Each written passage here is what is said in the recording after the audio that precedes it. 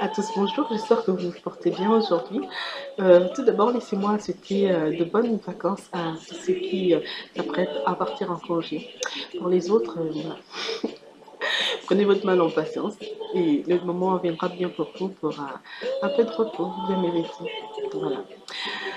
Aujourd'hui, je me propose de vous faire découvrir un petit roman ici, en fait, à cette période estivale où on a envie de lire des choses légères et qui sans se prendre la tête en fait. Voilà. Donc je vous propose de vous lire un extrait de ce roman dont le titre est Les choses de mon corps, la vie d'Alisa Jed Houssé, écrit par la gabonaise Lily Rose Amuret. Voilà. Euh, bon, extrait. Nous allons directement à la page 84. Dimanche 18 novembre 2012. 2 mois passent et aucune nouvelle de Marc Henry. Son numéro de téléphone est classé aux abonnés absents. Je ne reçois aucune réponse aux mails que je lui envoie. Le flou total, l'absence, le doute. J'ai l'impression qu'un mirage est passé dans ma vie et que dans son sillon, il a emporté mes larmes, mes rêves, mes certitudes. C'est toute seule que j'ai assisté à cette échographie durant laquelle le médecin m'annonce que je vais avoir des garçons. Je me fais une joie de devenir mère. C'est cela qui me garde debout, car, à vrai dire, après une défection pareille, j'ai le moral plus bas que zéro. Les murs de ma maison sentent le parfum du bonheur que j'ai vécu dans les bras de Marc-Henri. Mon esprit est totalement imprégné de souvenirs câlins. Je regarde à gauche, à droite, dans ce supermarché où il m'accompagnait le samedi matin, et je me surprends à espérer qu'il apparaisse comme ça, sorti d'un rayon, en souriant et en me disant tu peux compter sur moi, beauté. Il n'est pas là et j'en suis complètement chamboulée. J'ai voulu le sortir de ma vie en apprenant qu'il était marié. Il a exaucé mon vœu sans me laisser le temps de lui dire au revoir. L'amour, ça fait vraiment très mal lorsqu'il n'a pas été totalement consolé. Je suis effondrée, mais je n'ai pas le droit de le montrer. Mon entourage est compréhensif et ne me pose pas de questions auxquelles je ne voudrais répondre.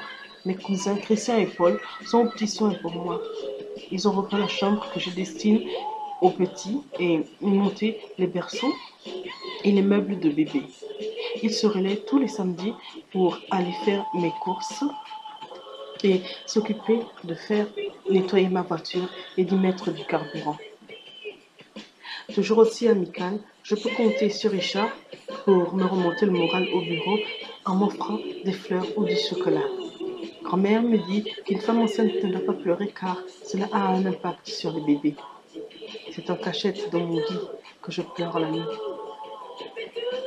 L'inauguration de mon salon de coiffure a lieu aujourd'hui. Meryl, Laetitia et ma cousine Bébête se sont démenées pour tout mettre en place. Elles ont invité des amis, des connaissances pour le grand nombre.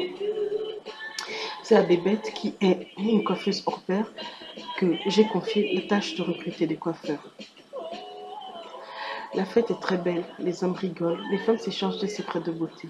Demain à 15 heures, le salon de coiffure recevra ses premières clientes. Au moins, aurons-nous réussi quelque chose à deux, lui et moi. J'ai du mal désormais à dire son nom. Je dis l'ex-homme de ma vie. Et s'il revenait maintenant, comment réagirais-je? Je n'en ai aucune idée. Mardi 1er janvier 2013. Jamais. Je n'aurais imaginé que c'est aussi difficile de vivre une grossesse toute seule. Jamais. Je suis restée chez moi pour ce réveillon et la famille a alors décidé d'investir les lieux. Les femmes ont fait la cuisine et les hommes la vaisselle. Le temps est doux ce matin. J'ouvre les paquets cadeaux que j'ai reçus de la part de Richard qui est en vacances en Suisse. Je me sens de plus en plus fatiguée et j'ai hâte de voir arriver les deux fripouilles qui me donnent des coups de pied à tout va, comme s'ils étaient des footballeurs. Mon téléphone vibre alors. Un message venant de cette adresse qui ne me répond pas depuis des mois. Je te souhaite une très belle année 2013, beauté. J'aurais dû attendre 15 ans pour te rencontrer. Je t'aime indéfiniment. Je prends la peine de répondre et demande simplement. Et nos enfants dans tout ça. Qu'en dis-tu, Marc-Henri? Y as-tu pensé? Il me répond d'un message laconique. Je ne suis pas un homme libre, Alésia. Et là, je me rends compte que je ne sais rien de lui, m'étant simplement contenté de l'aimer, et le silence de nouveau tombe dans ma vie, comme un frisson dans le dos. Il est midi, tout le monde de nouveau se retrouve chez moi pour manger les restes. Les rires sont joyeux, taquins. Je sors de table un instant et vais derrière, respirer un coup.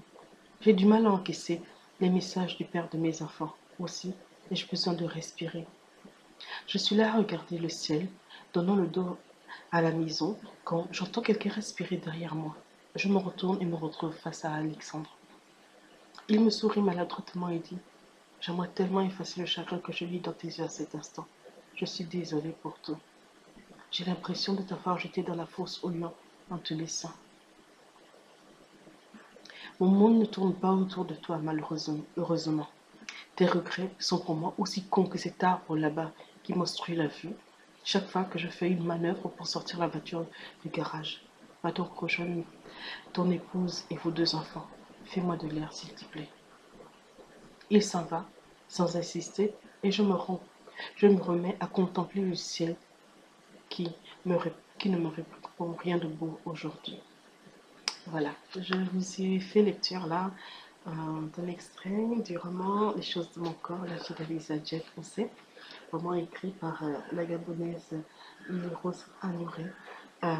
Bonne lecture pour cette période estivale, comme je vous le disais, sans prise de tête, juste pour le bonheur de découvrir une nouvelle plume agréable à lire, avec des histoires qui sont bien de chez nous, qui en fait parlent de la femme, des déboires que peuvent vivre et subir les femmes euh, en pleine construction de leur vie sentimentale, leur vie professionnelle, voilà, les déboires sentimentaux que peuvent vivre au quotidien des femmes, des jeunes femmes en fait, qui ont des rêves et puis ont envie d'avancer, de construire leur vie, de trouver un équilibre dans cette société sans cesse en mouvement. J'espère que le moment vous a plu. Encore une fois, bonnes vacances à tous et surtout, continuons de lire. Merci. Bye bye.